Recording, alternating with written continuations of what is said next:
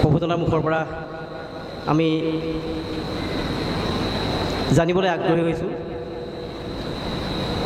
ভগৱন্তৰ চৰণ পদকমলৰ পঞ্চচিহ্নৰ বিষয়ে আমাক অকণমান কাণ চুৱাই দিলে আমি নথৈ সুখী হ'ম। ভগৱন্তৰ চৰণ কমলত পঞ্চচিহ্ন থাকে। ধ্বজ, ব্ৰজ, যৱ, পংকজ, অংকুশ। ধ্বজ মানে হ'ল পতাকা, ব্ৰজ মানে হ'ল দেৱৰাজ ইন্দ্ৰই যিভাগ ব্যৱহাৰ কৰে, আমি স্বাভাৱিকতে যাৰ কথা বুজি পাওঁ যে দধীচি মুনিৰ আত্মত্যাগৰ জৰিয়তে যি পাত অস্ত্ৰ নিৰ্মাণ হৈছিল তাৰ নাম হ'ল বৰ্জ। তাৰ পাছত যৱ, যৱ মানে ধান, যৱ মানে ধান। তাৰ পাছত পদ্ম মানে পদুম ফুল, অংকুশ মানে স্বাভাৱিক অৰ্থত আমি বুজিবৰ বাবে হাতী নামৰ প্ৰাণীটোক বশ কৰিবৰ বাবে হাতীৰ মাউতে যিডাল বস্তুক ব্যৱহাৰ কৰে তাৰ নাম হ'ল অংকুশ। মানে বৰশীটোৰ নিচিনা বেকা আৰু আগটো জোঙা, তেনেকুৱা এটা লোহাৰ বস্তু ব্যৱহাৰ কৰে, তাৰ নাম হ'ল অংকুশ। ভগৱন্তৰ চৰণ কমলতো এই 5টা চিহ্নই প্ৰকাশমান হৈ আছে।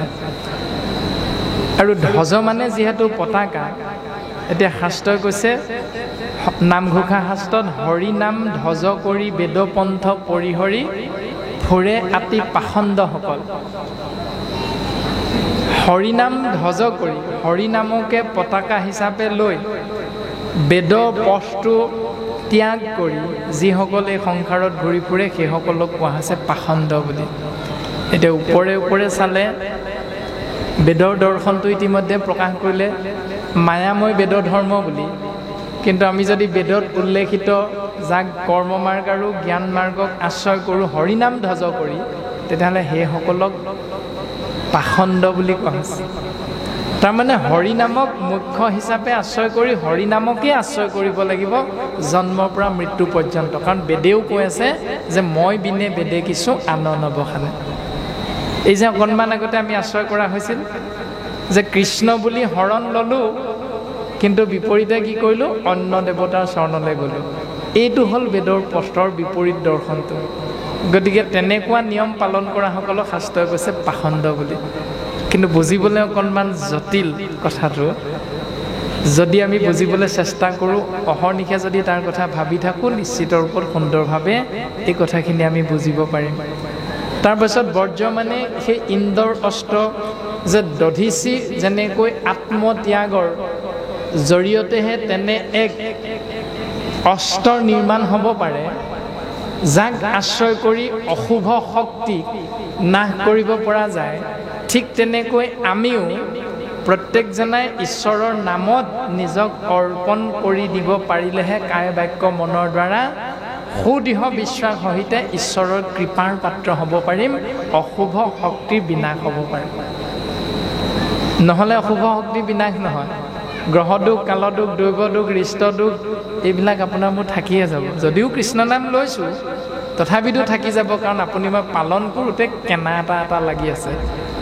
ধৰি লওক আপুনি মই পালন কৰিবলৈ যাওঁতে হঠাৎ কিবা এটা হোৱাৰ কাৰণে মনলৈ ভাৱনা এটা আহিল, বোলে দেউতাৰ বছৰেকীয়া কৰ্মটো নপতাৰ কাৰণে এইটো দুখ হৈছে নেকি, এইবুলি ভাৱনাটো আহি গ'ল। প্ৰত্যেক বছৰে 5খন গাড়ী থকাৰ বাবে বিশ্বকৰ্মা পূজাটো আমি পাতি আছিলোঁ, কিন্তু আজি ভাগৱতত শুনি পালোঁ বিশ্বকৰ্মা পূজা নাপাতিলেও একো অপায় মংগল নহয়। কিন্তু হঠাৎ বিশ্বকৰ্মা পূজা নপতাৰ বাবে 1 সপ্তাহ 15 দিন পাছতে আপোনাৰ গাড়ীখনৰ এক্সিডেণ্ট হৈ গ'ল। স্বাভাৱিকতে ভাৱনাটো আহি গ'ল, বছৰি পাতি আছিলোঁ, এবাৰ নপতাৰ কাৰণে এইটো হৈ গ'ল। আমি মনুষ্য, সেইকাৰণে এইখিনি ভাৱনা আমাৰ অহাটো স্বাভাৱিক। তাৰ বাবে আমি কিবা এটা ব্যৱস্থা পালন কৰোঁ। তাৰে দৰ্শনটো হ'ল যে মণি মুকুতা পাথৰৰ আমি আঙুঠি পিন্ধোঁ, তাবিজ পিন্ধোঁ। এইবিলাক আমি গ্ৰহ দুখ, কাল দুখ, দৈৱ দুখ, ৰিষ্ট দুখৰ পৰা পৰিত্ৰাণ পাবলৈ এনেকুৱা নিয়মবিলাক আমি পালন কৰোঁ। বহাগ মাহটোত নতুন বছৰ যেতিয়া আৰম্ভ হয় তেতিয়া আমি সেইবিলাক নিয়ম পালন কৰোঁ। এটা তেনেকুৱা এটা আঙুঠি হ'ল গড়ৰ খৰ্গৰ আঙুঠি এটা আমি প্ৰায় পৰিধান কৰা যায় যে সেই আঙুঠিটো যদি পিন্ধো তেতিয়াহ'লে আমাৰ হেনো অপায় অমংগল নহয়, এনেকুৱা এটা বিশ্বাস থাকে আমাৰ। আৰু মণি মুকুতাবিলাক ক'ত থাকে? সাগৰৰ তলত। আৰু সাগৰৰ তলত এনেকুৱা এটা প্ৰাণীৰ পেটতহে মণি মুকুতাবিলাক ওলায়। সেই প্ৰাণীটোৰ নাম কি? শামুক। এটা গড় আৰু শামুকৰ পেটত ওলোৱা মণি মুকুতা গড়ৰ খৰ্গটো মুকুতা হিচাপে আঙুঠিত যদি সুমুৱাই লৈ পৰিধান কৰোঁ তেতিয়াহ'লে আমাৰ এটা বিশ্বাস আছে যে আমাৰ অপায় অমংগল নহয়। এতিয়া প্ৰশ্নটো হ'ল শামুকটো কেলে মৰে? তাৰ পেটত থকা মণিটোৰ কাৰণে সি মৰিব লগা হয়। সি যদি পেটত মণিটো লৈ নাথাকিলহেঁতেন তেতিয়াহ'লে তাৰ মৃত্যু নহয় মানুহৰ হাতত হ'লহেঁতেন। গড়টোৱে ইমান ডাঙৰ খৰ্গ এটা নাকটোৰ আগত লৈ থাকে। গড়টো যে কাজিৰঙাত যে গড়খিনি মৰি আছে কেলে মৰে? কেৱল খৰ্গটোৰ কাৰণে গড়টো মৰে। আকৌ তাৰে অকণমান যদি আঙুঠি হিচাপে পিন্ধি থাকোঁ আপোনাৰ মোৰ অপায় মংগল হ'বনে নহ'ব? এতিয়া সেইটো আমি চিন্তা কৰিব লাগে। এই নকৰাটো হ'ল অন্ধবিশ্বাস। যদি কৰোঁ তেতিয়াহ'লে কৃষ্ণ নাম। বৰ্তমানলৈ মানুহ জন্ম হৈছোঁ যেতিয়া, শৰীৰত সোমাইছোঁ যেতিয়া, মৃত্যু চিৰন্তন, মেন ইজ মৰ্টেল, প্ৰত্যেকেই বুজি পাওঁ। তেনে ক্ষেত্ৰত বেমাৰ আজাৰ য'ত হ'ব এইটো হ'ল শৰীৰটোত বেমাৰ আজাৰ হ'বই।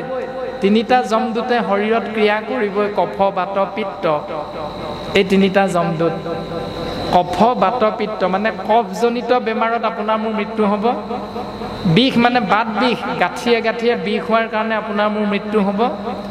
পিত্তজনিত কাৰণ মানে গোল ব্লাডাৰ, এপেণ্ডিক্স আদিবিলাক যে হয় আমাৰ গৰ্ভত, এইবিলাক হ'ল পিত্তজনিত বেমাৰ। এই তিনিটা যমদূতে আপোনাক মোক এই শৰীৰটোত ক্ৰিয়া কৰি এদিন শৰীৰৰ পৰা আত্মা ওলাই যাবলৈ বাধ্য কৰি দিব। এই তিনিটা যমদূতৰ পৰা পৰিত্ৰাণ পাবৰ বাবে আমাক 4জন বিষ্ণুদূতে অজামিলক নিবলৈ আহিছিল বুলি শাস্ত্ৰই কয়। 4জন বিষ্ণুদূত কোন কোন? গুৰু, দেৱ, নাম আৰু ভকত। এই 4জনেই বস্তু। বিশ্ব ব্ৰহ্মাণ্ডত যিমান বস্তু বুলি মই ভাবিছোঁ সকলোবিলাক বস্তু আছে মাত্ৰ 4টাহে। এক হ'ল গুৰুজন বস্তু, 2 হ'ল ঈশ্বৰ মানে দেৱদত্ত বস্তু, 3 হ'ল নাম বস্তু, 4 হ'ল ভকত বস্তু। বাকী সকলোখিনি অবস্তু।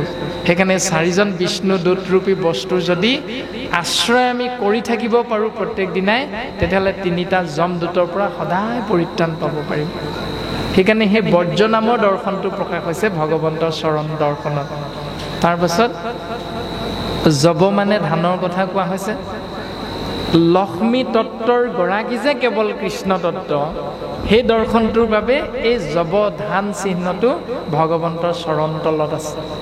তাৰমানে সমস্ত লক্ষ্মীয়েও সেৱন্ত যাক বুলি কোৱা হৈছে। ব্ৰহ্মাই যাক পূজা কৰে, শিৱই যাক সেৱা কৰে, লক্ষ্মী, আৰু সেই লক্ষ্মীয়েও সদা সৰ্বদা সেৱা কৰি থাকে কেৱল সৃষ্টি স্থিতিগৰাকী কৃষ্ণ তত্ত্ব। গতিকে আমি লক্ষ্মীক এতিয়া সেৱা কৰিম নে নকৰিম? তাৰ তত্ত্বটো হ'ল সেইটো। আমি লক্ষ্মী পূজা পাতিম নে নেপাতিম? তাৰ উত্তৰটো সেইটোৱে যে লক্ষ্মীয়ে যাক সেৱা কৰে সেইজনকে পোনে পোনে সেৱা কৰিব পৰা দৰ্শনটো শাস্ত্ৰই দিছে। নামঘৰীয়া বাপজনাই সেৱা কৰি আছে পুৱা গধূলি। আপুনি মই সেইটো নিয়ম পালন কৰিব পাৰোঁ, শাস্ত্ৰই দিছে, কিন্তু নকৰোঁ কেলে? আপোনাৰ মোৰ সুদৃঢ় বিশ্বাসটো নাই, সেইকাৰণেহে নকৰোঁ। তাৰপিছত পদ্ম মানে পদুম ফুল বুলি কৈছে। পদুম ফুল মানে নামৰ কথা কোৱা হৈছে। নাম পদ্ম ফুল। আৰু সেই পদ্ম ফুল ভকতৰ হৃদয়ৰ লগত তুলনা কৰিছে, মানে হৃদয়খন পদুম ফুলৰ লগত তুলনা কৰিছে। আৰু ভগৱন্ত তেনে এটি ৰূপত থাকে, সেই ৰূপটো কি? পদ্ম। ভগৱন্তৰ শৰীৰটোৰ প্ৰত্যেকটো অংগক শাস্ত্ৰই কেৱল পদুম ফুল নামেৰে নামাকৰণ কৰিছে। কমল নয়ন, তাৰপৰা হস্ত কমল, তাৰপিছতে চৰণ পদ্ম বা পাদ পদ্ম, এনে ধৰণে ভগৱন্তৰ সমস্তখিনি কেৱল পদুম ফুলৰ নামেৰেহে নামাকৰণ কৰিছে। তাৰমানে কি? পদুম ফুলৰ জন্ম হ'ল বোকাত আৰু পানীত। বোকা আৰু পানী য'ত সংমিশ্ৰণ হয়, যিটো ঘেলঘেলীয়া এটা অৱস্থা, তাত পদুম ফুলৰ জন্ম হয়। কিন্তু পদুম ফুলৰ বৈশিষ্ট্যটো হ'ল যে তাক বোকায়ো পাহটো লেতেৰা কৰিব নোৱাৰে, পানীও তিয়াব নোৱাৰে। সেইকাৰণে পদুম ফুলৰ লগত ভগৱন্তৰ অংগবিলাকক তুলনা কৰে। তাৰমানে ভগৱন্ত এই সংসাৰত আছে আৰু ভগৱন্ত এই সংসাৰত নাই। ভগৱন্ততে সকলোখিনি আছে, ভগৱন্ত সকলোতে আছে। আমি ভগৱন্ততে আছোঁ, আকৌ আমাতে ভগৱন্তও আছে। ব্ৰহ্মাণ্ডখন ভগৱন্তই সৃষ্টি কৰিছে আৰু ব্ৰহ্মাণ্ডৰ ভিতৰতে ভগৱন্ত সোমাই আছে। সেইটোৱে হ'ল পদুম ফুলৰ দৰ্শনটো। এনেকৈ ভগৱন্তৰ চৰণত থকা পঞ্চচিহ্নই আমাক এনেকুৱা প্ৰাৰম্ভিক জ্ঞানখিনি প্ৰদান কৰি আছে। আমি সেইখিনি জ্ঞান তত্ত্ব যদি লাভ কৰি সমস্ত ভূততে ব্যাপী আছোঁ মই হৰি হবাকো মানিবা বিষ্ণু বুদ্ধি কৰি, এই তত্ত্ব দৰ্শনেৰে যদি জীৱন আগবঢ়াই নিবলৈ চেষ্টা কৰোঁ, তেতিয়াহ'লে নিশ্চিত ৰূপত ভগৱন্তৰ পূৰ্ণ কৃপাৰ পাত্ৰ হৈ আমি সমস্তজনে এই সংসাৰৰ পৰা পৰম গতি লাভ কৰিব পাৰিম। অৰ্জুনৰ আগত গীতা শাস্ত্ৰত কৈছে ভগৱন্তই গীতা জ্ঞানত যে শৰীৰৰ ভিতৰত সোমাই থাকি মই সকলোখিনি খাই থাকোঁ, এতেকে বুলি মই আকৌ ভোক্তা নহয়। বৰ সাংঘাতিক দৰ্শন দিছে ভগৱন্ত অৰ্জুনৰ আগত। শৰীৰটোৰ ভিতৰত সোমাই থকা যেন মই, যিহেতু চৈতন্যপূৰ্ণ পৰমাত্মা ৰূপে হৰি হৃদয়তো আচন্ত প্ৰকাশী, তাতে সেই ইন্দ্ৰিয় গণ ভূত প্ৰাণ বুদ্ধি মন প্ৰৱৰ্তে যতেক জড় ৰাখি। হাত ভৰি চকু কাণ নাক মুখ এইবিলাক চব জড় বুলি কৈছে। প্ৰমাণটো চাব পাৰে আপোনালোকে বা আমি যে সন্ধিয়া 5 বজাতে ইয়ালৈ আহিলোঁ আৰু এতিয়া 10:30 বাজিবৰ হ'ল। এইখিনি সময়লৈকে আমি বহি থাকোঁতে এই চকু নামৰ ইন্দ্ৰিয়টোৰ পতা কেইভাগ বাঁ পাইসকলে কিমান বাৰ জপালোঁ মেলিলোঁ কোনে হিচাপ কৰি আছিলে? কোনোবাই হিচাপ কৰি আছিলেনে? কেইবাৰ টিপিয়ালোঁ, কেইবাৰ মেলিলোঁ, জপালোঁ মেলিলোঁ, কেইবাৰ কোনে হিচাপ কৰিলোঁ? নাই কৰা। সেইটো স্বয়ংভাৱে ভগৱন্তৰ কৃপাত হৈ আছে। কিন্তু বাপ এজনে এগৰাকী ফালে মাৰোঁ বুলি মাৰি দিয়কচোন, চকু টিপটো কি হ'ব তেতিয়া? কি অৱস্থা হ'ব ভাবকচোন। তাৰমানে আমি চকু নামৰ ইন্দ্ৰিয়টোৰ এই পতা দুখন নিজৰ ইচ্ছামতেও জপাব নোৱাৰোঁ, কাৰণ জপাই দিলে বিপদ, মানে চকু টিপ মৰা হৈ যায় আৰু তেতিয়া কোৰ্ট কাছাৰী পৰ্যন্ত পাবগৈ লাগিব। তো এইখিনিৰ দ্বাৰা আমি বুজিম কি? তাৰমানে নিজে কৰোঁ বুলি কৰিব নোৱাৰে, এইখিনি কেৱল ঈশ্বৰৰ ইচ্ছাত হৈ আছে। তাকে অৰ্জুনৰ আগত কৈছে যে শৰীৰটোৰ হৃদয়ৰ মাজত অৱস্থান কৰি গোটেইখিনি মইহে খাই থাকোঁ, বেলেগ কোনো নাই। হাতখনে খায় নি? হাতখনে সোমোৱাইহে দিয়ে সানি পুটুকি, চকুকেইটাই দেখুৱাইহে দিয়ে, ভৰিকেইটাই সেই জেগাডোখৰলৈ লৈহে যায় শৰীৰটোক, কাণখনে শুনিহে থাকে ভাত হ'ল খাবলৈ আহা বুলি। কাণখনে শুনিলে, চকুকেইটাই দেখুৱাই দিলে, ভৰিকেইটাই শৰীৰটোক লৈ গ'ল, হাতখনে সানি পুটুকি চকুৱে দেখুৱাই দিয়া ভাতকেইটা মুখলৈ ভৰাই দিলে, দাঁতকেইটাই চুবাই দিলে, জিভাখনে ভিতৰলৈ সোমোৱাই দিলে। না জিভাৰে খালে, না দাঁতে খালে, না চকুৰে খালে, না নাকে খালে, না কাণেৰে খালে, না হাতেৰে খালে, না ভৰিয়ে খালে। কোনে খালে তেতিয়া? কোনোবা এজন আছে খোৱা এজন, সেইজনেই হ'ল কৃষ্ণ তত্ত্ব। অৰ্জুনৰ আগত কৈছে ময়ে খাই থাকোঁ, এতেকে বুলি মই আকৌ ভোক্তা নহয়। ভোক্তাজন মই নহয়, কিন্তু খোৱাজন মই। গোটেই হাতৰ দ্বাৰা সানি পুটুকি মুখলৈ নিয়া কৰ্মটো ময়ে কৰাওঁ, ভৰিকেইটাৰ দ্বাৰা শৰীৰটোক সেই স্থানডোখৰলৈ লৈ যোৱা কামটো ময়ে কৰাওঁ, কাণখনেৰে শুনা কামটো ময়ে কৰোৱাই দিওঁ, চকুৰে দেখা কামটো ময়ে কৰোৱাই দিওঁ। এতেকে মই আকৌ কৰ্তা নহয়। সাংঘাতিক এটা দৰ্শন। ভগৱন্তই কৰোৱাই থাকে, তেওঁ নিজে কৈছে মই কৰ্তা নহয়। তাৰমানে মই মায়াত থাকি মায়াৰ মাজত মই নিৰ্লিপ্তভাৱে থাকোঁ, মই লিপ্ত নহয়। তাৰমানে এই দৰ্শনটো প্ৰকাশ কৰিছে। আৰু সেইকাৰণে শংকৰ গুৰুজনাক তেল আৰু পানীৰ দৰে বুলি কৈছে। তেল আৰু পানী কোনোদিন লগ নালাগে। এই সংসাৰত থাকি শংকৰ গুৰুজনাই 12 বাৰ তীৰ্থ ভ্ৰমণ কৰি, দুবাৰকৈ 12 বছৰ তীৰ্থ ভ্ৰমণ কৰি শংকৰ গুৰুজনাই দুবাৰকৈ বিয়াও পাতি তেওঁ এই সংসাৰত মায়াত সোমাই, কিন্তু মায়াই তেওঁক বশ কৰিব নোৱাৰিলে। মানে মায়াৰ লগত তেওঁ নিৰ্লিপ্ত হৈ থাকিল গুৰুজনে। এটা সুন্দৰ দৰ্শন। মাধৱ গুৰুজনাই কি কৰিলে?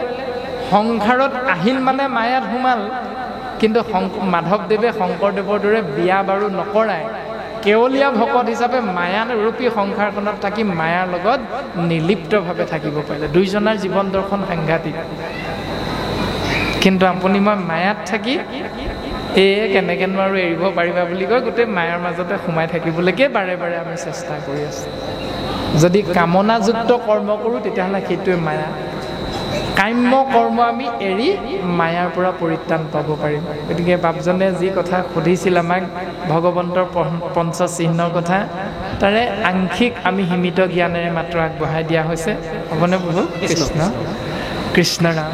ও নিগদতি হুক শুনি উক নৃপ বৰ, ভকতৰ সন্তাপ দেখিয়া পীতাম্বৰ, ভৈলন্ত আকুল কৃষ্ণ জগত জনক, কমল নয়ন ভৰি বহবৈলুতক।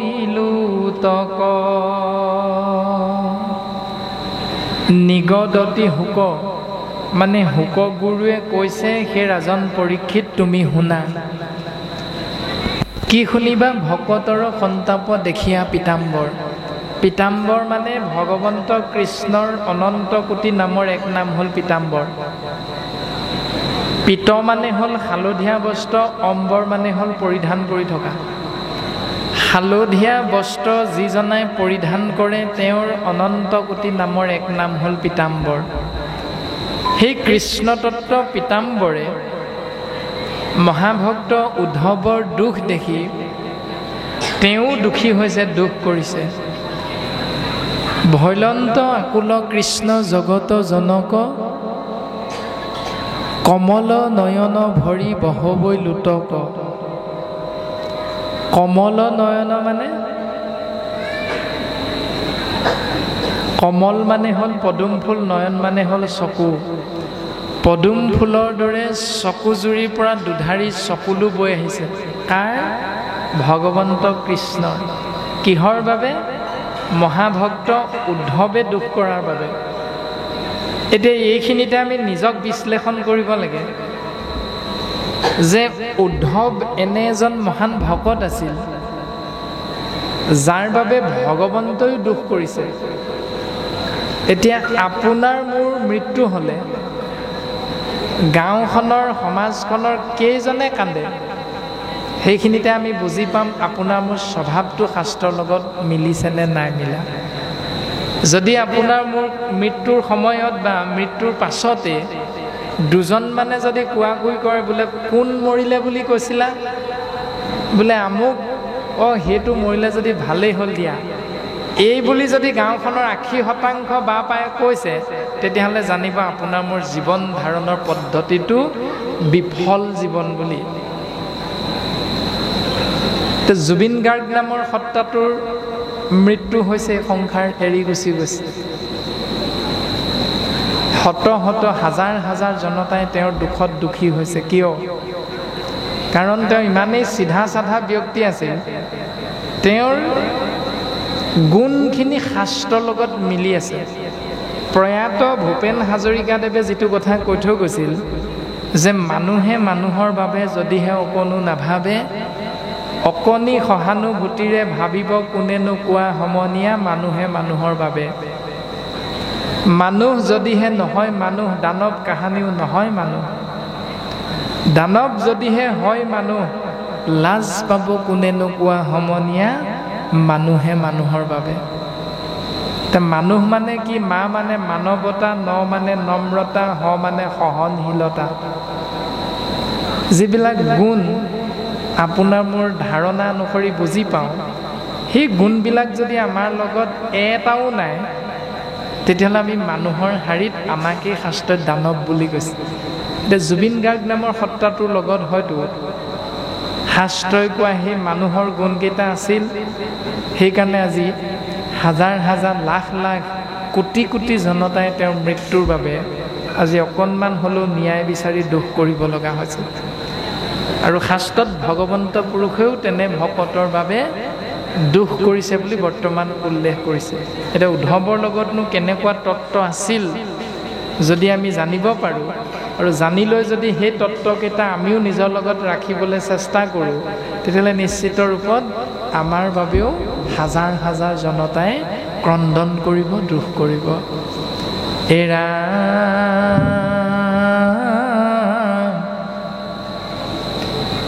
পীত বস্ত্ৰে মুচি মুখ তেজীয়া নিশ্বাস স্নেহে উদ্ধৱক ধৰি বুলিলায়াশ্বাস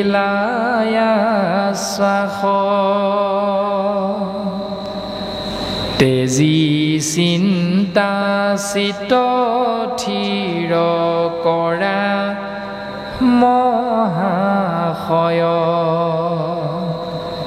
তজু দুখ দেখি সখী নহহে হৃদয়।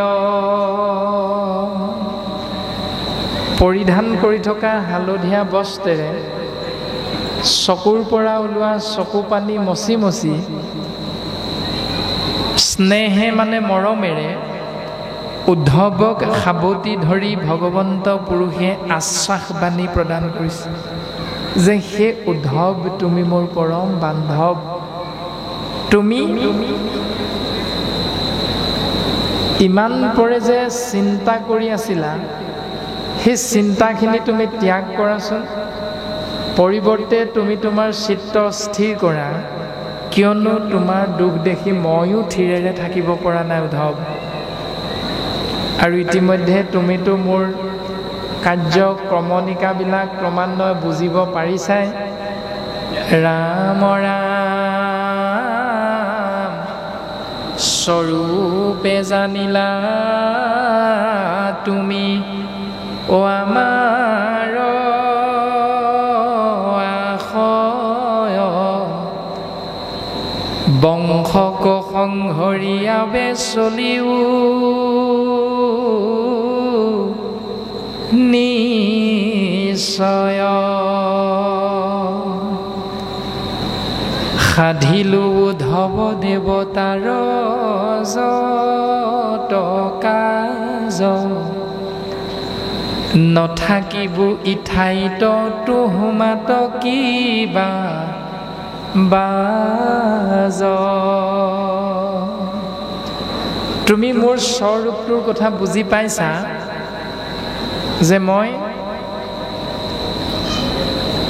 মোৰ বংশ যদু, এই যদু বংশটো মই ইতিমধ্যে ধ্বংস কৰিছোঁ আৰু পূৰ্বতে দেৱতাক দিয়া সমস্তখিনি কথা মই পালন কৰিছোঁ। সেই উদ্ধৱ গোটেই যদু বংশটো ধ্বংস কৰাৰ পাছতো মই কিন্তু তোমাকহে জীয়াই ৰাখিলোঁ। তুমি এবাৰৰ বাবে কিয় ভবা নাই তোমাকনো মই কিয় ৰাখিলোঁ, বাকীসকলক কিয় মই সংসাৰৰ পৰা পঠিয়াই দিলোঁ? এবাৰটো ভাবা উদ্ধৱ। কেৱল মোৰ লগত যাওঁ যাওঁ যাওঁ যাওঁ মোক তুমি খাটনি ধৰি আছা যে মোৰ লগত তোমাকো লৈ যাব লাগে। উদ্ধৱ, তোমাক মই কওঁ শুনা, ৰামে দ্বাৰকা নগৰ সাগৰত যাইবে তল, মই গইলে লোকত মিলিবে বিমংগল।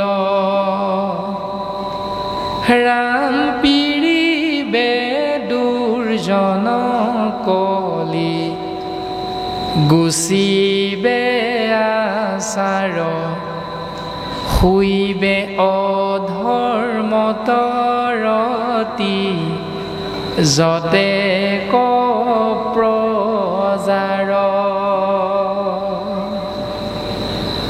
উদ্ধৱ, মই যেতিয়া যামগৈ, মনত ৰাখিবা দ্বাৰকা নগৰখন সাগৰৰ পানীত ডুব যাব। মই যেতিয়া যামগৈ, সময়ৰ ওপৰত প্ৰভুত্ব বিস্তাৰ কৰিবৰ বাবে কলিৰ আগমন হ'ব আৰু কলিৰ কৰাল গ্ৰাসত পৰি জীৱবিলাক অধৰ্মী হ'ব, আচাৰ ভ্ৰষ্ট হ'ব। সেইকাৰণে উদ্ধৱ, মই ভাবিছোঁ তোমাক এটা মহান দায়িত্ব অৰ্পণ কৰিব লাগিব। অ তুমি আমি দুয়ো গৈলে মিলিবে অনৰ্থ, লুপ্ত হইবে জ্ঞান ইটো ভকতিৰ পথ। মই গ'লে ওপৰত কোৱাকেইটা অমংগল হ'ব জীৱৰ মাজত, কিন্তু মোৰ লগতে তুমিও যদি গুচি যোৱা তেতিয়াহ'লে সংসাৰত সাংঘাতিক অনৰ্থ হৈ যাব। সেই অনৰ্থটো কি বুলি ক'লে লুপ্ত হৈব, নাইকিয়া হৈ যাব। কি? জ্ঞান ভকতিৰ, ভক্তিৰ জ্ঞানটো জীৱৰ মাজত নাইকিয়া হৈ যাব নহয় উদ্ধৱ। সেইকাৰণে তুমি কি কৰিবা? ৰামে অধৰ্মে পিৰিবে যাইবে লোক অধোগতি, ভকতিক ৰাখি তুমি থাকিও সম্প্ৰতি। অধৰ্মৰ কৰাল গ্ৰাসৰ পৰা জীৱক উদ্ধাৰ কৰিবৰ বাবে তুমি ভক্তিক ৰক্ষা কৰি জীৱৰ মাজত এই ভক্তি তুমি প্ৰচাৰ কৰিব লাগিব, জীৱৰ অধোগতিৰ বিপৰীতে পৰম গতিৰ বাবে। এটা মহান দায়িত্ব ভগৱন্ত পুৰুষে উদ্ধৱক অৰ্পণ কৰিছে। মুহুৰ বচন ইটো নচাৰিবা তুমি, শ্ৰৱণ কীৰ্তন প্ৰৱৰ্তায়া থাকা তুমি। উদ্ধৱ, মই তোমাক কৈছোঁ, সেইকাৰণে তুমি এই পৃথিৱী এৰি যাব নালাগে, তুমি ইয়াতে থাকিব লাগিব। তোমাৰ এটা দায়িত্ব আছে যে কলিৰ কৰাল গ্ৰাসত পৰা জীৱক অধোগতিৰ বিপৰীতে পৰম গতিৰ বাবে ভক্তিৰ জ্ঞান তুমি জীৱৰ মাজত প্ৰচাৰ কৰিব লাগিব। আৰু ভক্তি কি? শ্ৰৱণ কীৰ্তন প্ৰৱৰ্তায়া থাকা তোমাৰ। ভক্তি হ'ল যদ্যপি ভকতি নৱবিধ মাধৱৰ, শ্ৰৱণ কীৰ্তন আতি মহা শ্ৰেষ্ঠত। ভগৱন্তক পোৱাৰ পথ শ্ৰৱণ কীৰ্তন স্মৰণ অৰ্চন বন্দন পদসেৱন দাস্য সখিত্ব আত্মনিবেদন, এই 9টি প্ৰকাৰ যদিও গুৰুজনাই স্পষ্ট ভাৱত প্ৰকাশ কৰিছে। কৃষ্ণ নাম শুনা, কৃষ্ণ নাম কোৱা, এয়াই হ'ল শ্ৰেষ্ঠতম মাৰ্গ। এতিয়া যদি ইয়াত আমাৰ কোনোবা এজনৰ মৃত্যু হয়, কৃষ্ণ নাম শুনি থাকোঁতে নামে সেই ব্যক্তিজনৰ উপাধিটো নাচায়। আমুক উপাধিৰ ব্যক্তিজন মৃত্যু হ'ল, এওঁক মই নৰকলৈ পঠিয়াম এই বুলি নকয়। যিহেতু নাম মহাভক্তি শ্ৰৱণ কীৰ্তনৰ সময়তে এই সংসাৰৰ পৰা আমাৰ কোনোবা এজন ইয়াতে যাব লগা হ'ল, তেতিয়া কি হ'ব? যে নামে তেওঁ হৰণ ল'লে নে নলয় এইটো নাচায়। আনুষ্ঠানিকতা পালনৰ বাবে আমি যিটো শৰণৰ কথা বুজি পাওঁ, কোনোবা এজন গুৰুৰ ওচৰত, কোনোবা এজন সত্ৰাধিকাৰৰ ওচৰত বা সমাজ বিশেষে কোনোবা এজন শৰণ আচাৰ্যৰ ওচৰত গৈ আমি যেতিয়া নীতি নিয়মকেইটা শিকি আহোঁগৈ, সেই নীতি নিয়ম কোনে কিমানজনে পালন কৰি আছে, আজিৰ অনুষ্ঠানভাগিত মৃত্যু হোৱা ব্যক্তিজনৰ ক্ষেত্ৰত এইখিনি কেতিয়াও নাখাতে। সকলোৱে ক'ব, হেৰা নামঘৰতে গ'লগৈ বুজিছা, বৰ ভাল মৃত্যু দেই, ক'বনে বাৰু সকলোৱে এইটো কথা? সকলোৱে একমুখে স্বীকাৰ কৰিম আমি যে নামঘৰত মৃত্যু হৈছে, এনেকুৱা মৃত্যু কম ব্যক্তিৰ ভাগ্যতহে মিলে। এইবুলি আমি প্ৰত্যেকে একমুখে স্বীকাৰ কৰিম। কোনেও নকওঁ বোলে বাপজনে শৰণ নোলোৱাকৈ মৰিলে, বৈকুণ্ঠলৈ যাব জানো? বোলে বাপজন কৈৱৰ্ত সম্প্ৰদায়ৰ আছিল, তেওঁ ব্ৰাহ্মণ কুলৰ নহয় নহয়, তেওঁ বৈকুণ্ঠলৈ যাব জানো? এইবিলাক বিচাৰ আমাৰ কোনোবাজনে কৰিমনে? নকৰোঁ। বোলে বাপজনে শৰণ ল'বলৈ নাপালে, তেওঁ 15 বছৰ হৈছিলহে, সেইবুলি কমনে কোনোবাই?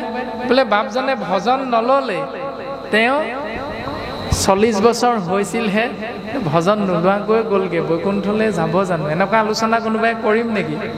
কোনেও নকৰোঁ। আজিৰ নিচিনা কৃষ্ণ নাম শ্ৰৱণ কীৰ্তন মহাভক্তি অনুষ্ঠানত যদি পৰলোকগামী হয়, সেই জীৱতত্বৰ বিষয়ে আমি এনেকুৱা আলোচনা কোনেও নকৰোঁ।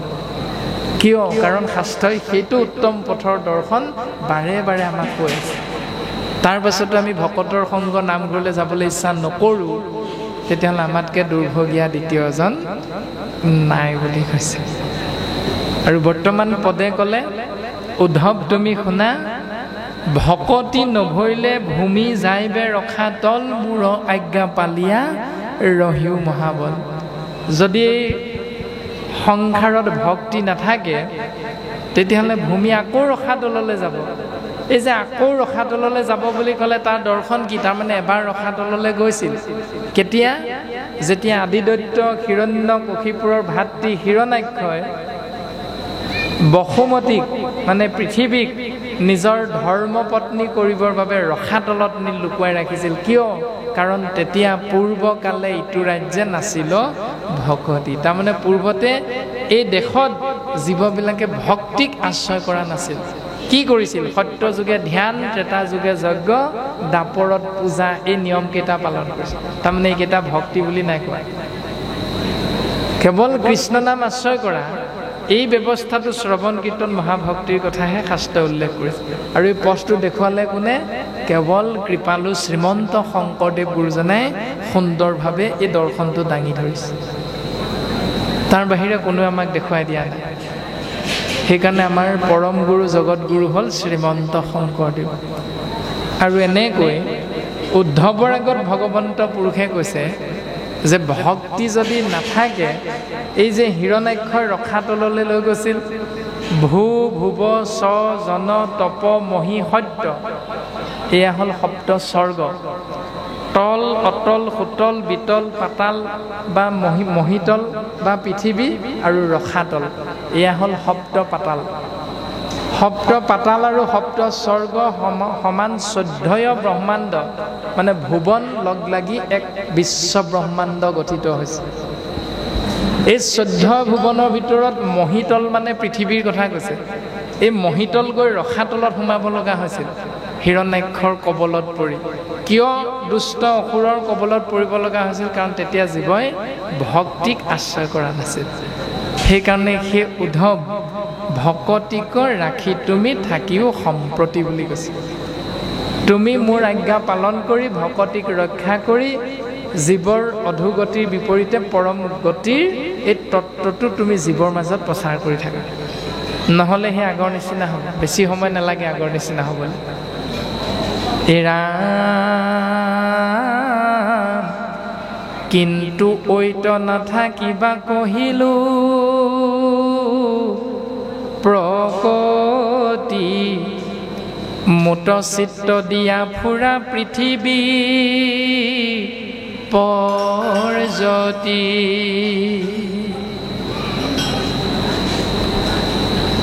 যিহেতু মই গুচি গ'লে দ্বাৰকাখন সাগৰৰ তল যাব, সেইকাৰণে তুমি ইয়াত থাকিব নালাগে, মানে দ্বাৰকাত তুমি নাথাকিবা উদ্ধৱ।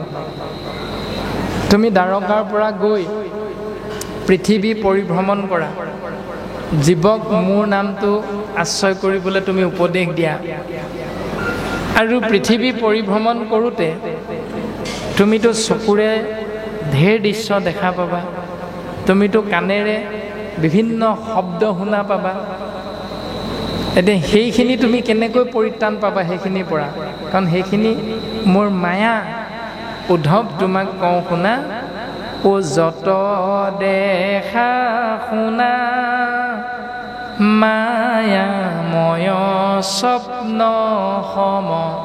তুমি যি দেখিবা, যি শুনিবা, সকলোবিলাক একো একোটা সপোন, মানে মোৰ মায়া।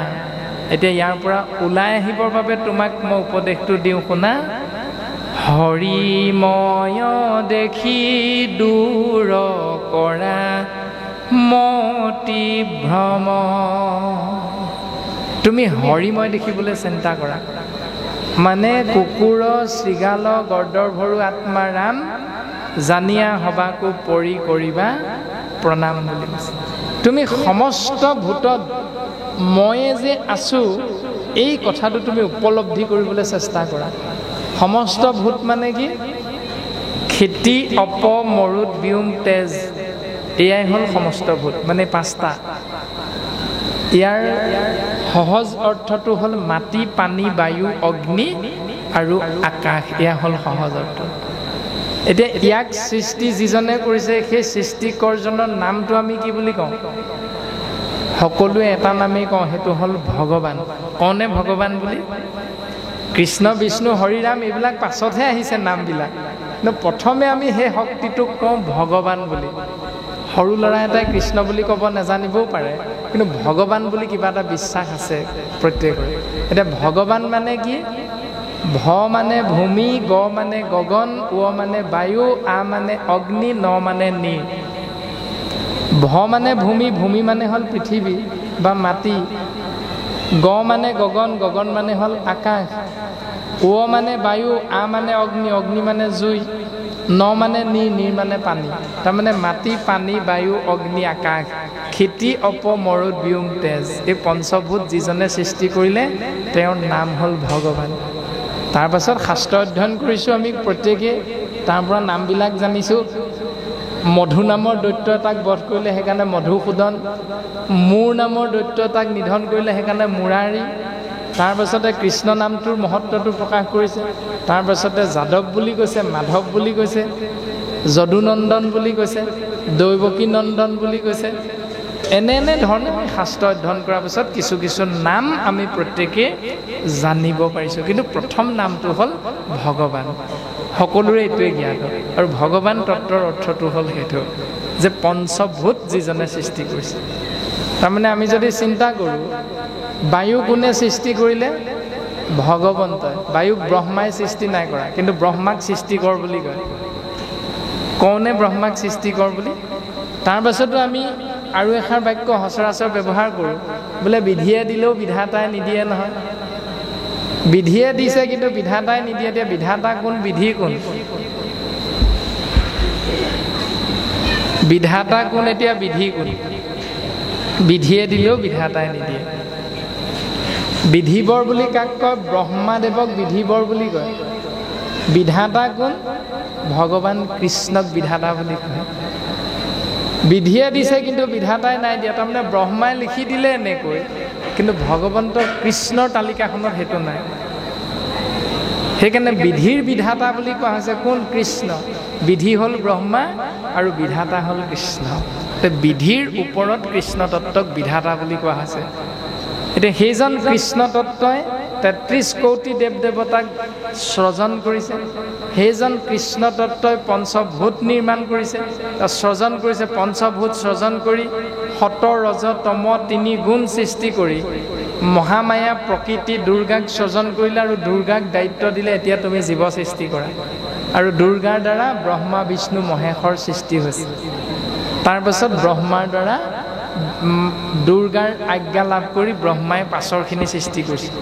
পাছৰখিনি সৃষ্টি কৰিবলৈ সাহস ক'ত পালে?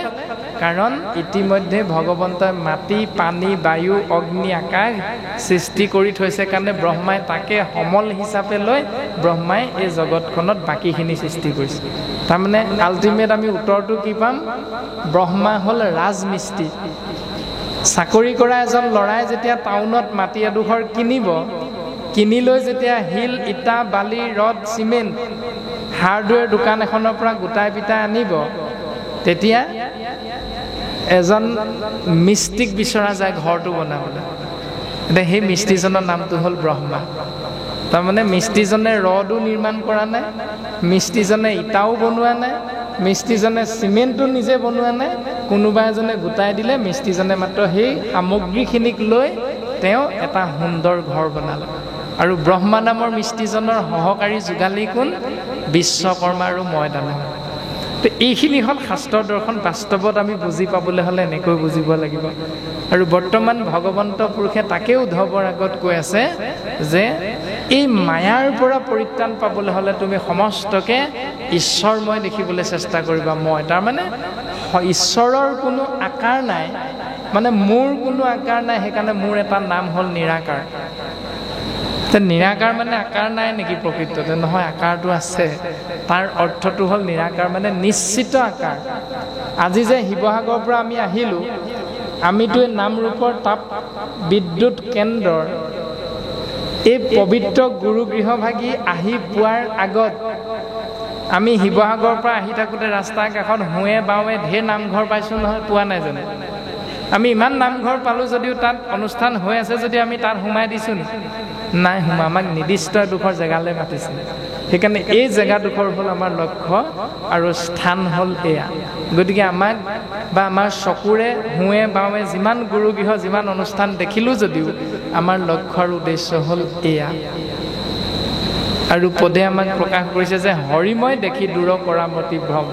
আমাৰ লক্ষ্য উদ্দেশ্য যিহেতু এয়া, বাটত আমি যিমান দেখিলোঁ সেইখিনি কিন্তু মায়া, তাৰমানে নিৰাকাৰ। নিশ্চিত আকাৰটো হ'ল এইডোখৰ জেগাত আমি আহি নিৰ্দিষ্ট সময়ত উপস্থিত হ'বহি লাগে। এই নিশ্চিত দৰ্শনটো নিশ্চিত আকাৰ। আৰু তাৰে দৰ্শনটো যদি একেবাৰে সহজকৈ বুজিবলৈ যাওঁ, একেবাৰে সহজ, নিৰাকাৰ মানে কি? নিৰ শব্দৰ অৰ্থ হ'ল পানী, যোগ আকাৰ সমান নিৰাকাৰ। ভগৱন্তৰ অন্য এটি নাম নাৰায়ণ।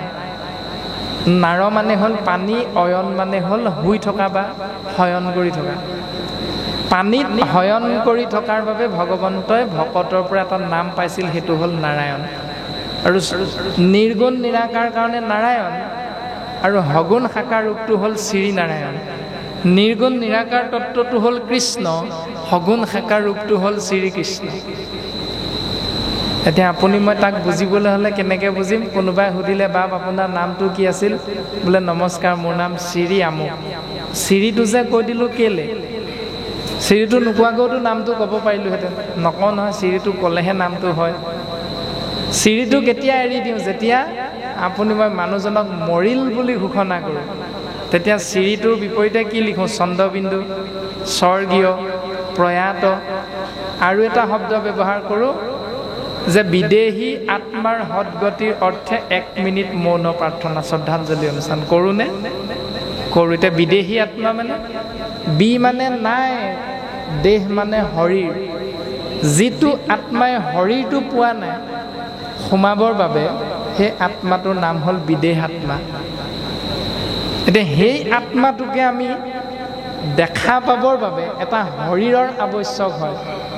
এতিয়া সেই শৰীৰটোৰ প্ৰথম নামাকৰণ হ'ল তালব্য শ। যোগ দেখা পালেইতো নহ'ব। মানুহ এজন বগা কাপোৰেৰে ঢাকি থোৱা আছে, বগা কাপোৰখন আঁতৰাই দিলেতো আমি মানুহজন দেখি থাকোঁ, কিন্তু দেখি থাকিলে নহ'ব, সি হাত ভৰি লৰাব নোৱাৰে। সেইটো কাৰণে দ্বিতীয় শব্দ ব্ৰহ্মটো হ'ল ৰ, মানে ৰমণ কৰা বা ক্ৰিয়া কৰা। তালব্য হ যোগ ৰ, ৰ মানে ৰমণ কৰা। ৰমণ কোনে কৰিব? তাৰ পাছৰ বৰ্ণটো হ'ল যোগ দীৰ্ঘই, মানে ঈশ তত্ত্ব কৃষ্ণ পৰমাত্মা। সেই পৰমাত্মা কৃষ্ণ তত্ত্বই শৰীৰটোত সোমাই যেতিয়া ক্ৰিয়া কৰিব, হাত ভৰি লৰাই থাকিব, তেতিয়া আমি প্ৰত্যেকে তাক কওঁ শ্ৰী বুলি। নহ'লে আমি শ্ৰী বুলি কোনেও নকওঁ। তাৰ পাছতে নামটো কৈ দিওঁ প্ৰত্যেকে, মানে সেইটো হ'ল শৰীৰটোৰ নাম। আৰু ইয়াৰ পৰা যেতিয়া কিবা এটা শক্তি ওলাই যায়, তেতিয়া আমি প্ৰত্যেকে কি বুলি কওঁ? আমুক মৰিল বুলি কওঁ। এতিয়া কি ওলাই গ'ল কোনেওতো নেদেখিলোঁ, কিন্তু প্ৰত্যেকৰে এটা বিশ্বাস আছে, কিবা এটা শক্তি ওলাই গ'ল। সেই শক্তিটোৰ নামেই হ'ল পৰমাত্মা। এতিয়া সেইটো হ'ল নিৰাকাৰ। সেই শক্তিটো হ'ল নিৰাকাৰ, আমি কোনো চকুৱে দেখা নাই, কিন্তু দেখা পাবৰ বাবে এটা শৰীৰত যেতিয়া আত্মাটো অৱস্থান কৰে, তেতিয়া সেই শৰীৰটোৰ নামেৰে পৰম ব্ৰহ্ম নামাকৰণ হৈ যায়। সেইকাৰণে ভগৱন্তৰ নামটো হ'ল নিৰাকাৰ। তাৰমানে আমাক এটা পাত্ৰ দিছে, আপোনাৰ হবে চাব, এই পাত্ৰটোৰ নাম কি? ঘটি। এই পাত্ৰভাগীৰ নাম হ'ল ঘটি। ইয়াত কি আছে বাৰু? পানী আছে। এতিয়া পানীৰ আকাৰটো কেনেকুৱা? এই পাত্ৰটোৰ নামটোৰে আমি ইয়াত থকা পানীখিনি নামাকৰণ কৰিম। কি বুলি ক'ম? এঘটি পানী বুলি ক'ম। এই পানীখিনিকে যেতিয়া আমি গ্ৰহণ কৰিবৰ বাবে ইয়াত বাকি ল'ম, একেখিনি পানী, এই পাত্ৰটোৰ নাম কি? বাতি। ইয়াত থাকোঁতে পানীখিনিৰ নাম হ'ল এঘটি পানী। একেখিনি পানীকে আমি খাবলৈ ব্যৱহাৰ কৰিবলৈ যেতিয়া ইটো পাত্ৰত বাকি ল'ম, তেতিয়াহ'লে সেই পানীখিনি এই পাত্ৰটোৰ নামেৰে নামাকৰণ হৈ যাব এবাতি পানী। ভগৱন্তৰ আকাৰটো সেইটোৱে। মানুহ নামৰ শৰীৰটোত সোমোৱাৰ কাৰণে ভগৱন্তৰ নামটো হ'ল মানুহ। একে আত্মাই পৰম ব্ৰহ্মই যেতিয়া ছাগলীৰ শৰীৰত সোমাব, তেতিয়া ছাগলী নামেৰে নামাকৰণ হৈছে। তাৰমানে ভগৱন্ত যে ক'লে বৰ্তমান পদত হৰি মই দেখি দূৰ কৰা মতি ভ্ৰম, মানে ছাগলী মানে বেলেগ এটা বস্তু নহয়, গছ মানে বেলেগ এটা বস্তু নহয়, মাছ মানে বেলেগ এটা বস্তু নহয়, সিংহ মানে বেলেগ এটা বস্তু নহয়। একেজন পৰমাত্মাই মাত্ৰ দৰ্শন পাবৰ বাবে বেলেগ বেলেগ শৰীৰত সোমাই আছে, কৰ্মৰ ফলটো ভোগ কৰিবৰ বাবে। আমি যদি বাঘ বুলি ভাবি তাক অপমান কৰোঁ, গৰু বুলি ভাবি যদি তাক আমি এৰাই চলোঁ সেৱাৰ পৰা, তেতিয়াহ'লে সেইটো হ'ল আমাৰ অজ্ঞানতা, ভগৱন্তৰ মায়াটো সেইটোৱে। আমাৰ শৰীৰটোত যি পৰমাত্মা অৱস্থান কৰি আছে, যাৰ বাবে হাত ভৰি চকু কাণ নাক মুখ ব্যৱহাৰ কৰিব পাৰিছোঁ, একে পৰমাত্মাই বাঘ নামৰ শৰীৰটোতো সোমাই আছে, যিটো বাঘে সময়ত ভোক লাগে, সময়ত অন্ন গ্ৰহণ কৰে, সময়ত শৰীৰটোৰ জিৰণিৰ বাবে সিও টোপনি মাৰে, একে পৰমাত্মাই। আৰু সেইকাৰণে ভগৱন্তৰ নামটো হ'ল নিৰাকাৰ, মানে নিশ্চিত আকাৰটো নিৰাকাৰ। তাকে বুজিবৰ কাৰণে আমি পানীৰ আকাৰটো চেষ্টা কৰিব পাৰোঁ, তাৰ বাবে তুলনা কৰিবলৈ আনিবলৈ। আৰু বৰ্তমান পদে ক'লে সেই উদ্ধৱ তুমি মনত ৰাখিবা, মোৰ পৰা কোনো পৃথক নহয়, মই সকলোতে আছোঁ আৰু সকলো মোতে আছে, মাত্ৰ এক হিচাপে তুমি দৰ্শন পাবলৈ চেষ্টা কৰিবা। আৰু যদি তাকে নকৰা, তেতিয়াহ'লে তুমিও মোৰ মায়াৰ মাজত সোমাই যাবা। গতিকে তুমি মোৰ মায়াৰ পৰা পৰিত্ৰাণ পোৱাৰ উপায়টো হ'ল এইটোৱে, হৰিময় দেখি দূৰ কৰা মতিভ্ৰম। ৰামে জ্ঞান কৰ্ম ভকতি কহিলো কৰি ভেদ, ভকতি পৰম পন্থা দিলো পৰিছেদ। জ্ঞান মাৰ্গ, কৰ্ম মাৰ্গ আৰু ভক্তি মাৰ্গ, এই তিনিটা পথৰ ভিতৰত শ্ৰেষ্ঠ হ'ল ভক্তি মাৰ্গটো। পন্থা মানে পথ, আৰু যদি ইয়াকে আশ্ৰয় নকৰা তেতিয়াহ'লে জীৱৰ অধোগতি। নাহিকে উত্তম গতি ভকতিত পৰে, নিষ্ঠে কহোঁ ভকতিতে মোকে বৈশ্য কৰে। ভগৱন্তক বিচাৰি ক'লৈ যাম? ভগৱন্তক আমি কেনেকৈ লাভ কৰিম? সিদ্ধান্ত দিলে ভক্তিৰ মাধ্যমেৰেহে আমি ভগৱন্তৰ কৃপা লাভ কৰিব পাৰিম। এতিয়া তাৰ বাবে শাস্ত্ৰভাগী নামটো কি দিলে? কেৱল ভাগৱত বুলি নাই কোৱা, কি বুলি ক'লে? শ্ৰীমদ ভাগৱত বুলি ক'লে। আৰু শ্ৰী মানে ইতিমধ্যে আমি বুজিলোঁ, মদ মানে কি? অহংকাৰ।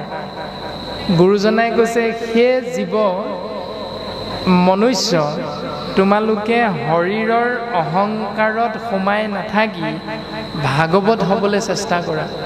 মানে মানে ভাবুকং গেৱং, ভাগৱত ভাগে কেতিয়াও নাভাবে, চিৰিটো যোগ হোৱাৰ কাৰণেহে ভাবিব পাৰিছে। তাৰমানে ভকতেই ভাগৱত বুলি যে আমাৰ সমাজত প্ৰচলিত বাক্য আছে, ভকতেই ভাগৱত, নৰেই ঈশ্বৰ, মানে মানুহেই ঈশ্বৰ, ভকতেই যদি ভাগৱত হয়, তেতিয়াহ'লে আমি বুজিব লাগিব কেনেকৈ সেই জীৱ শৰীৰৰ অহংকাৰত নাথাকি ভাগৱত হ'বলৈ চেষ্টা কৰা। মানে মানে ভাবুকং গেৱং, এবাৰ ভাবা। গ মানে জ্ঞানম উদ্ভৱম, তেতিয়া জ্ঞান জন্ম হ'ব। জ্ঞানটো কি? মানে বৈষ্ণৱী জ্ঞানম। তাৰপিছত দন্তীয় তটোৱে ক'লে তত্ত্ব দৰ্শনম, মানে জ্ঞান বিজ্ঞান তদংগ ৰহস্য। তদংগ মানে কি? তদ যোগ অংগ সমান তদংগ, মানে আমি যত জীৱ তোমাৰে পালন, আমি যিমানবিলাক আছোঁ তোমাৰেই সন্তান, তুমিহে পালিয়া ফুৰা হুয়া অন্তৰ্যামী। হে প্ৰভু, অন্তৰ্যামী ৰূপে তুমিয়ে আমাক সকলোকে পালন কৰি আছা, তাৰমানে আমি তোমাৰ পৰা পৃথক কোনো নহয়। এতিয়া এই দৰ্শনটো পোৱাৰ পাছত তাপ বিদ্যুৎ কেন্দ্ৰৰ যদি আজি সমাজৰ বাপাইসকলে পুনৰ অহা বছৰ ভাদ মাহৰ শেষৰ দিনটোত তাপ বিদ্যুৎ কেন্দ্ৰত যদি বিশ্বকৰ্মা পূজা ভাগ পতা যায়, তেতিয়াহ'লে ভাগৱত শুনাৰ পৰা আমাৰ লাভ কি হ'ব? এতিয়া চিন্তাখিনি আমি নিজে কৰিব লাগিব।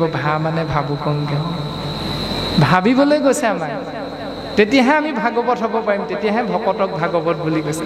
ভকত হ'লেই ভাগৱত হৈ যাব নোৱাৰে। আপুনি মই ভাবিব লাগিব কোনটো কৰিম কোনটো নকৰিম। শাস্ত্ৰই আমাক প্ৰত্যেকটো কথা জ্ঞান দিছে। ঈশ্বৰ কৃষ্ণক যিটো অন্য দেৱতাৰ সম বোলয় অধম মূঢ়মতি, ঈশ্বৰ কৃষ্ণক যিজনে অন্য দেৱতাৰ লগত সমান কৰিবলৈ যায়, তেওঁক অধম বুলি কৈছে, মূৰ্খ বুলি কৈছে। মূঢ়মতি মানে মহামূৰ্খ। কেনেকৈ সমান কৰিলোঁ? বিশ্বকৰ্মা মূৰ্তি এভাগো আনিলোঁ আৰু সেইদিনা তেওঁৰ আগত জয় বিশ্বকৰ্মা বুলি ক'লোঁ, কিন্তু যিষাৰ নাম বৰতাল বজাই গালোঁ সেই নামষাৰ কিন্তু কীৰ্তন গ্ৰন্থৰ পৰা গালোঁ। গাওঁনে বাৰু কীৰ্তন গ্ৰন্থৰ পৰা? গোপাল গোবিন্দ যদুনন্দন কৃষ্ণৰ চৰণে লৈলোঁ শৰণ। সৰস্বতী পূজাৰ দিনা কাৰ নাম গায়? সৰস্বতী নাম গাওঁ নাই? নেগাওঁ। কাৰ নাম গাওঁ? কৃষ্ণ বুলি গাওঁ। যিসকলে সেৱা কৰোঁ কি বুলি কওঁগৈ? সেৱা ব্ৰহ্মা আদি কৰি জীৱজাত ৰাম ৰাম ৰাম ৰাম প্ৰাৰ্থনা ভাগ গাওঁ। নহ'লে মই দুৰাচাৰ কেৱলে তোমাৰ অপৰাধী সৰস্বতী বুলি নকওঁ নহয়, অপৰাধী নাৰায়ণ বুলিহে কওঁ। তো বিষয়খিনি আমি বুজিবলৈ চেষ্টা কৰিব লাগে যে গুৰুজনে কি বুজাব বিচাৰিছে আৰু আমি কি কৰি আছোঁ প্ৰকৃতত। যিজনে আশীৰ্বাদটো দিব, আশীৰ্বাদটো দিওঁতে কি বুলি কয়? নমো নমো সৰস্বতী বুলি কয় নি? নমো নমো বিশ্বকৰ্মা বুলি কয় নি? নকয়। কি বুলি কয়? নমো নমো নাৰায়ণ প্ৰসন্ন হৈউক হৰি কৰিউক মায়াক নিৰ্যান বুলি কয়। এতিয়া মায়াক নিৰ্যান, নিৰ্যান মানে নাশ কৰা, মায়াক প্ৰভু নাশ কৰি দিয়া।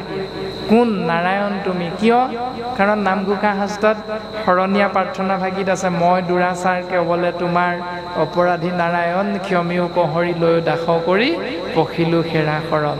তাৰপাছত হে কৃষ্ণ স্বামী তজু পাৱে আমি কেৱলে শৰণ চাওঁ। হে কৃষ্ণ তুমি আমাৰ স্বামী, তোমাৰ ওচৰত এই কাৰণেহে আমি শৰণাপন্ন হৈছোঁ, কৰা অনুগ্ৰহ মায়াৰ নিগ্ৰহ তেবেহে প্ৰভু এৰা। তুমি মায়াৰ স্বামী, আমি মায়াৰ পৰা পৰিত্ৰাণ পাব বিচাৰিছোঁ, কেৱল তোমাৰ দ্বাৰাহে সম্ভৱ, কাৰণ তুমিহে মায়া সৃষ্টি কৰিছা। সেইকাৰণেহে তোমাৰ ওচৰলৈ আহিছোঁ, বেলেগৰ ওচৰলৈ যে নাই যোৱা, তোমাৰ ওচৰলৈ যে আহিলোঁ মূল কাৰণ এইটো। তো এই বুলি জানিও যদি আকৌ বেলেগৰ ওচৰলৈ যাওঁ, তেতিয়াহ'লে আপোনাৰ মোৰ ধৰ্ম দৰ্শন পালন কৰা নিয়ম শুদ্ধ নে অশুদ্ধ ভাগৱতে তাকেই কৈ আছে।